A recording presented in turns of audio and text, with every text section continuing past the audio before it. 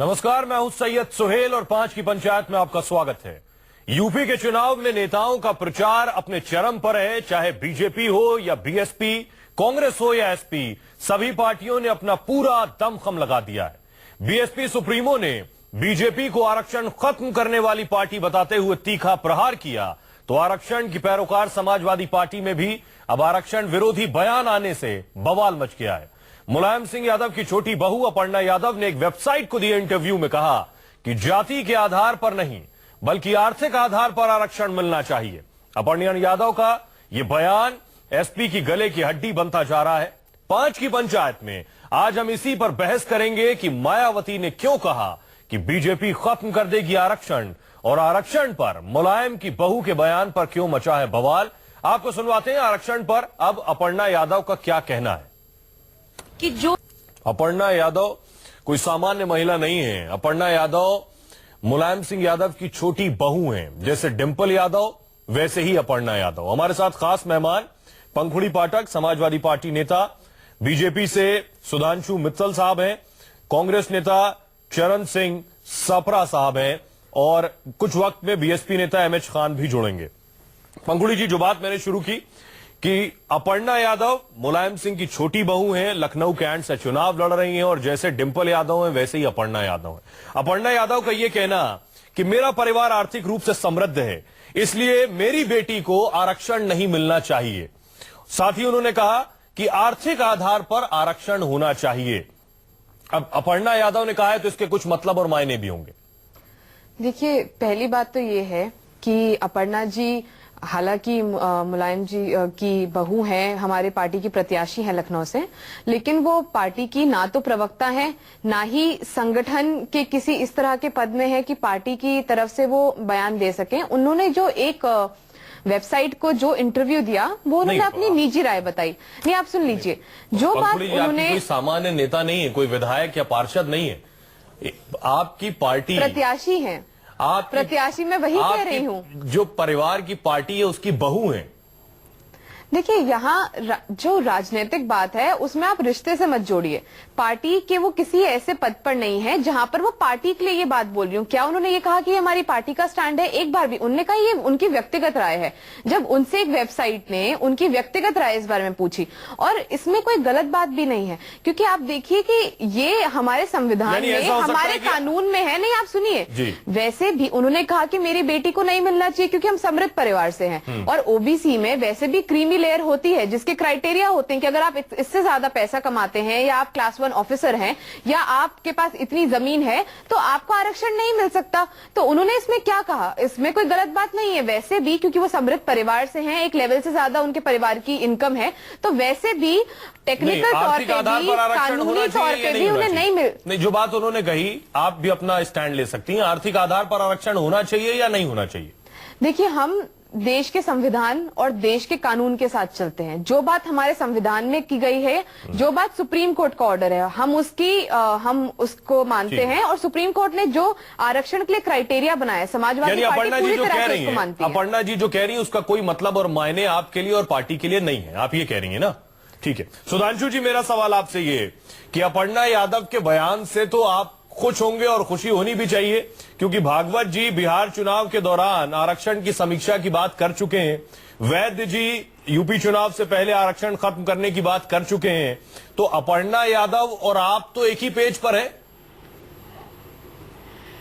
सुधांशु जी। सुहेल जी, सर्वप्रथम मैं ये कह दूं कि वैद्य जी ने कोई आरक्षण खत्म करने की बात नहीं कही, और ये सरासर गलत है, और उसका स्पष्टीकरण वो दे चुके हैं। दूसरी बात, जो अपर्णा जी ने कहा और जिसका समर्थन अभी पंखुड़ी जी कर रही हैं, वो कह रही है कि आर्थिक आधार पर जो समृद्ध है उसको आरक्षण नहीं मिलना चाहिए। इसके मतलब है अनुसूचित जाति जनजाति में जो समृद्ध लोग हैं उनको इनका कहना आरक्षण नहीं मिलना चाहिए। मैं भारतीय जनता पार्टी की तरफ से कहना चाहता हूं, हम लोग इस बात के खिलाफ हैं। ओबीसी का मामला अलग है, लेकिन जहां तक सवर्णों और मैंने भी सिर्फ ओबीसी की बात करी है क्योंकि वो उस कैटेगरी से आते हैं। मैं खत्म कर लूं जरा। आप जी, मैं अपनी बात खत्म करिए जनता को। मैंने भी ओबीसी की बात करी है। उसके बाद बोलते रहिएगा। अपनी आपको जो स्पष्टीकरण करना है उसके बाद करिएगा। आप बोलती कुछ और है और यहाँ पे कुछ और आप लोग करें। अगर मैंने एक बार भी SC/ST का इसमें जिक्र किया यहाँ तो बड़ी आप गंभीर बताइए। बात यह है कि यहाँ अनुसूचित जनजातियों के आरक्षण पे भी अगर यही जो ये कह रही है लगाया जाएगा तो हम लोग इसके खिलाफ है बिल्कुल। प्रश्न जहां तक आरक्षण का सवाल है, आरक्षण इस देश का सत्य है, इसको हर एक को समझना पड़ेगा। सत्य है क्योंकि उसकी ऐतिहासिक एक पृष्ठभूमि है।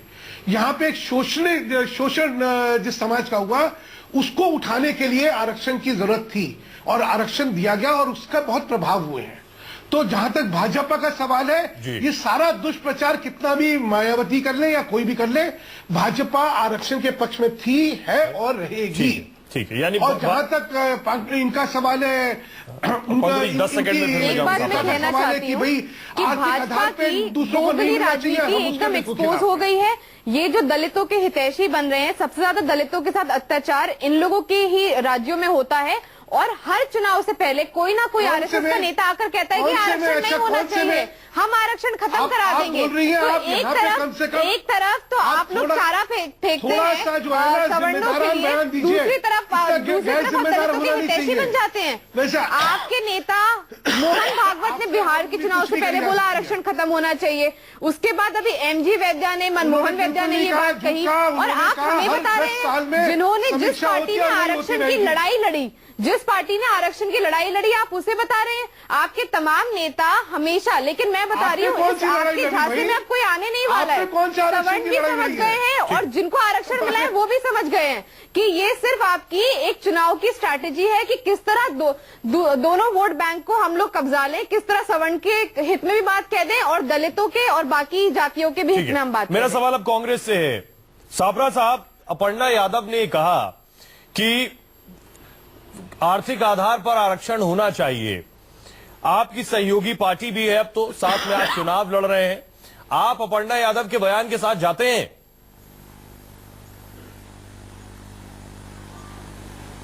नहीं, देखिए, अपर्णा यादव जी का बयान जो है, उन्होंने कहीं ये नहीं कहा कि हम जो रिलीजन के हिसाब से जो रिजर्वेशन है उसको हम खत्म करना चाहते, ऐसा नहीं कहा है। और उनको डिफेंड करने के लिए समाजवादी की प्रवक्ता यहां पर है, उन्होंने ठीक अपनी बात वहां पर रखी है। सर, उन्होंने क्या कहा? मैं ये कहना चाहता हूं कि जिस तरह से भारतीय जनता पार्टी आज जिस तरह से सिद्ध करना चाहती है कि वो दलितों के हिमायती हैं, तो ये पहले आपने 2 उदाहरण तो दे दिए, मनमोहन वैद्य जी का दे दिया आपने, मोहन भागवत जी का जिक्र कर दिया। अब अगर इनका और इतिहास देखा जाए तो मैं ये कहना चाहता हूं कि रोहित वेमुला जब उसने आत्महत्या की तो उसकी आत्महत्या की तहकीकात करने के बदले इन्होंने ये तहकीकात करना शुरू किया कि वो दलित है या नहीं है। उन्नाव के अंदर जब 4 दलितों को मारा गया ये कह के कि वो उन्होंने बीफ था उनके पास में, और फिर किस तरह से वो पूरा गुजरात के अंदर चीज फैली, और फिर जब दलितों ने उसके विरुद्ध में आंदोलन किए और दलितों ने मरी हुई गाय और भैंसे जो है वो गांव में से उठानी बंद कर दी, तब अहमदाबाद रूरल में एक भावड़ा गांव है, उसमें फिर दलित के बेटे को पीटा गया क्योंकि मरी हुई गाय से उठाई नहीं थी। हरियाणा में जब 2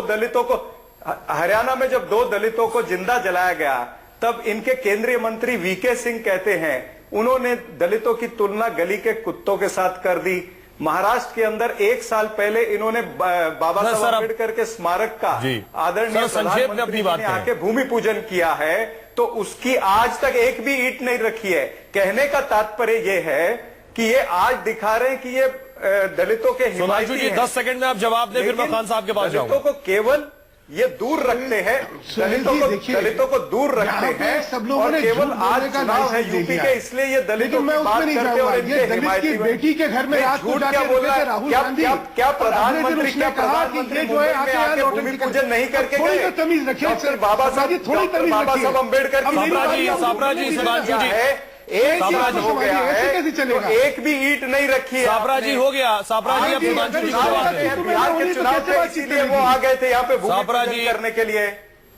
जी सुधांशु जी, सिर्फ 10 सेकंड है, खान साहब के पास जाऊंगा फिर। हाँ, तो ये जवाब दें कि बिहार से पहले चुनाव से पहले आए थे ना यहाँ पे भूमि पूजन करने। भाई सतराज जी, आप में तहजीब नहीं है क्या? अब बड़े बदतमीज आदमी है, आपने बोला हम चुप रहे, अब हमारी बारी, आप क्यों बीच में बोल रहे हैं? कोई तहजीब से काम होगा? ये भिंडी बाजार बना रखा है आपने, कमाल के लोग हैं भाई आप भी। आप जब बोले हम चुप है, अब हमारी बारी है। निजी प्रहार नहीं, माफ कीजिए। अच्छा सुनिए, अब इनके नेता का आचरण सुनिए। टॉलरेंस रखिए। अब इनके नेता साबरा जी प्लीज लेट हिम आंसर। मैं कुछ नहीं कर सकता। साबरा जी प्लीज, अगर आप संभाल सकते हो तो इस डिबेट को करिए, नहीं तो मैं कुछ नहीं कर सकता हूं। जी सुधांशु जी, सुधांशु जी अपनी बात खत्म करिए आप। शिष्ट और सभ्य लोगों के सर बैठे हम क्या? यहाँ पे प्रश्न है कि सारे इस देश में दलित सांसद हमारे, लेकिन हम दलितों के खिलाफ है। सारे विधायकों में सबसे ज्यादा विधायक हमारे, हम दलितों के खिलाफ है। दलित कार्यकर्ताओं में सबसे ज्यादा दलित कार्यकर्ता भाजपा के साथ, और हम दलितों के खिलाफ है। देखिए, ये भी कमाल के तर्क और कुतर्क करने वाले लोग आ गए यहाँ पे, अजीब अजीब उदाहरण दे रहे। वेमिला का उदाहरण देते, अरे तुम्हारा राज्य था आंध्र प्रदेश, तुम्हारा राज्य है, हैदराबाद तुम्हारी सरकार है, क्या करा तुमने उसके बारे में? कुछ नहीं करा।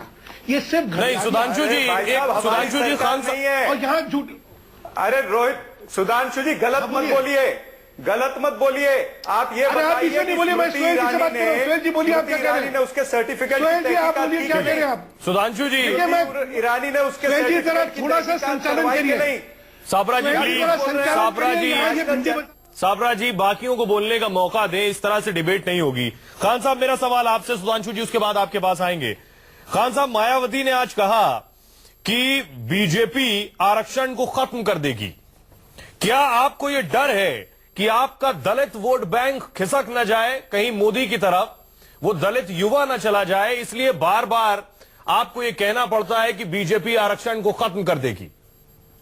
बार बार कहना क्यों पड़ता है? बार बार ये आरएसएस के लोग कहते हैं ना कि खत्म कर देंगे आरक्षण। अभी भागवत मोहन जी के आपने बयान नहीं दिखाया, आपके टीवी पे नहीं आया क्या? ये झूठ बोलने वाली पार्टी है, ये झूठे हैं, ये नाटक करते हैं और ड्रामा दिखाते हैं, सजबाज दिखाते हैं। आएगा 15 लाख, आएगा ये होगा। आपने कुछ नहीं किया, आपने देश को बर्बाद कर दिया, गरीबों को तबाह कर दिया, आपने किसानों को बर्बाद कर दिया। ये झूठे लोग हैं, हमको कंडेम करना ही करना है कि ये झूठ बोलते हैं, ये मक्कारी करते हैं, और ये ना दलितों के हित में है न बैकवर्ड के हित में है। सुधांशु जी, सारा मामला इनका झूठ बोलने पर चला जाता है। सुधांशु जी, मेरा सवाल आपसे, ये जो बात खान साहब कह रहे हैं, आप इस बात को पता नहीं क्यों नहीं स्वीकारना चाहते कि जब भागवत जी कुछ कहते हैं या वैद्य जी कुछ कहते हैं तो उसके बाद एक वर्ग में इनसिक्योरिटी और वो असुरक्षा की भावना आती है, जो डर बीएसपी दिखा रही है। सुहेल जी, भागवत जी के बयान को कितने दिन हो गए? 1.5 साल हो गया। उसके बाद आरक्षण कोई खत्म हुआ? आरक्षण के प्रति कोई भी नकारात्मक चीज हुई क्या, या सकारात्मक चीजें हुई क्या? जो उन्होंने कहा ही नहीं, जब आपने उसको मुद्दा बनाया और 1.5 साल में कुछ नहीं हुआ, तो मतलब झूठ कौन बोल रहा है? आप बोल रहे हैं या हम बोल रहे हैं? कोई तर्क है कि नहीं तर्क है? अगर भागवत जी के बयान के बाद कोई ऐसा कदम इस सरकार ने लिया होता जिससे कि दलितों का अहित हो रहा होता, यहां तो सरकार ने दलितों के हित के लिए काम करा, आरक्षण को और मजबूत करा, सारी चीजें जो वैकेंसीज थी उन वैकेंसीज को भरने के लिए एक पूरी ड्राइव करी कि भाई दलित आरक्षण जो है वो पूरा इंप्लीमेंट होना चाहिए। क्या क्या नहीं करा। लेकिन आप देखिए, जब हारने लगती है, जब इनकी नैया डूबने लगती है, तो क्या तिनका लगाने की कोशिश करते हैं। साबरा जी, मायावती ने इस रैली में यह भी कहा कि 57 साल में केंद्र में रहने वाली कांग्रेस सरकार ने दलितों का बुरा हाल कर दिया है।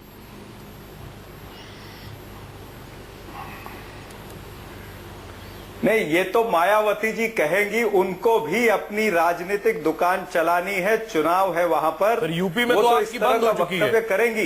लेकिन उन्होंने ये भी समझाना, उन्होंने ये भी समझाना चाहिए कि 57 सालों में कांग्रेस ने क्या ऐसा काम नहीं किया, या ऐसा क्या काम किया है कि जो दलित विरोधी था। भारतीय जनता पार्टी का तो हमने गिना के बता दिया, सोचना पड़ेगा भागवत जी का, मनमोहन वैद्य जी का, रोहित वेमुला का, वीके सिंह का। नहीं, ये तो हम सोच रहे हैं, और कांग्रेस पार्टी के पास अधिक वक्त दीजिए, आपकी सहयोगी के पास हम नहीं गए हैं। उत्तर प्रदेश में नहीं, कई जगहों में आया है। मेरा सवाल आपसे है पंखुड़ी जी, बीजेपी का यह कहना है कि दरअसल अखिलेश की सलाह पर ही अपर्णा यादव ने बयान दिया, और अपर्णा ने यह भी कहा कि बड़ी जाति में भी गरीब लोग हैं जो पहले से आर्थिक रूप से समृद्ध हैं, उन्हें आरक्षण की क्या जरूरत है। आप इस हक में है कि जो ऊंची जाति में गरीब है उन्हें भी आरक्षण मिलना चाहिए? देखिए, कमाल की बात तो ये है कि भाजपा के लोगों को हमारी पार्टी में या उसमें घर में क्या बात होती है सबसे पहले पता लग जाती है। किसका किससे झगड़ा है, किसने किससे क्या कहा, ये सबसे बेहतर जानते हैं। जहां तक बात आरक्षण की है, ये आरक्षण हटाने का जो बिहार के समय मुद्दा बनाया था, उसका कोई फायदा आरएसएस को मिला नहीं। सवाल जो अपर्णा बार-बार कह रही है, मैं वही कह रही हूँ। देखिए, जनता भी समझदार है, सब लोग जानते हैं। अभी सुधांशु जी ने पूछा कि क्या आरक्षण हटा, आरक्षण हट ही नहीं सकता। पंकज जी, मेरा सवाल जो अपर्णा कह रही है, क्या आर्थिक आधार पर आरक्षण होना चाहिए? उच्च जाति में भी गरीब लोग हैं, आपका इसका स्टैंड क्या है इस पर? देखिए, मैंने पहले भी कहा कि समाजवादी पार्टी हमारे संविधान का और हमारे कानून का आदर करती है। सुप्रीम कोर्ट के जो भी जजमेंट है, अब आप सवाल उनका आदर करती है। डाइवर्ट कर रही हैं। नहीं, मैं तो सीधे सीधे जवाब दे रही हूँ। आरक्षण के लिए जो हमारे देश में कानून है, जो हमारा संविधान कहता है, समाजवादी पार्टी की पोजीशन है, उससे हटके कुछ नहीं। सुधांशु जी, मेरा सवाल आपसे ये है, एक वर्ग है, इस बात को आप नकार नहीं सकते सुधांशु जी, एक वर्ग जो जाति आधारित आरक्षण के खिलाफ है, और मुझे कहने में कोई हर्ज नहीं है कि वो जो वर्ग है जो जाति आधारित आरक्षण के खिलाफ है, वो आपका भी बड़ा वोट बैंक है सुधांशु जी।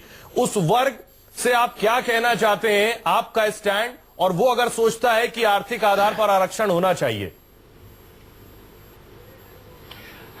हमारा इससे मत बिल्कुल स्पष्ट है। ये सापा की तरह नहीं है कि इधर उधर की एक मंच पे जहां पे कि खुद अखिलेश खड़े हों, वहां पे वो कहें और ये सब कहें कि जी हम तो ये कर रहे हैं, वो कर रहे हैं। हमारा स्पष्टता से मत है कि पिछड़ी जातियों के लिए आरक्षण जो है वो बहुत जरूरी था। उनका सामाजिक और राजनीतिक उत्थान इससे हुआ। उच्च जाति के गरीबों के लिए सुधांशु जी, सुनिए, हाँ, हम लोग चाहते हैं कि जो गरीब है, आर्थिक रूप से पिछड़ा हुआ है, उसको भी आरक्षण मिलना चाहिए, लेकिन इसके बारे में जब तक आम राय नहीं बन पाएगी, क्योंकि इसमें कानून का विषय और संविधान का विषय है, इसमें सब पार्टियों को मिलकर इसको संविधान में संशोधन लाके करना पड़ेगा। सुधांशु जी ने सुधांशु जी माफ कीजिएगा, है कि स्पष्टता से ना बात करके, जी वक्त खत्म हो गया, माफ कीजिएगा, ना बात करके अपने दोषों को छुपाने के लिए दूसरों पे आक्रमण करना, ये जो है इनकी जो नीति है, ये मुझे बड़ी विकृत मानसिकता का परिचय। सुधांशु जी, आपकी इस बात का स्वागत करेंगे कि आपने बड़ी सफाई और ईमानदारी से ये माना है, ये जानते हैं कि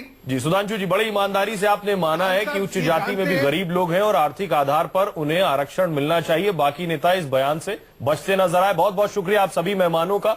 बेशक उस पर भी बहस की जरूरत है कि उच्च जाति में जो गरीब हैं उन्हें क्या आर्थिक आधार पर आरक्षण मिलना चाहिए, लेकिन सामाजिक आधार पर जो आरक्षण मिल रहा है उसकी कितनी जरूरत है, उसकी नजीर आपको राहुल गांधी दलितों के यहां खाना खाते हुए दिखाई देंगे, वो है। उसकी नजीर अमित शाह आपको दलितों के यहां खाना खाते नजर आएंगे, वो है। ये बताता है कि समाज में अभी भी भेदभाव है, इसीलिए इन नेताओं को दलितों के यहां खाना खाना पड़ता है। बहुत बहुत शुक्रिया आप सभी मेहमान का। एक छोटे से ब्रेक के लिए रुक रहे हैं, लौट रहे हैं कुछ ही पलों में।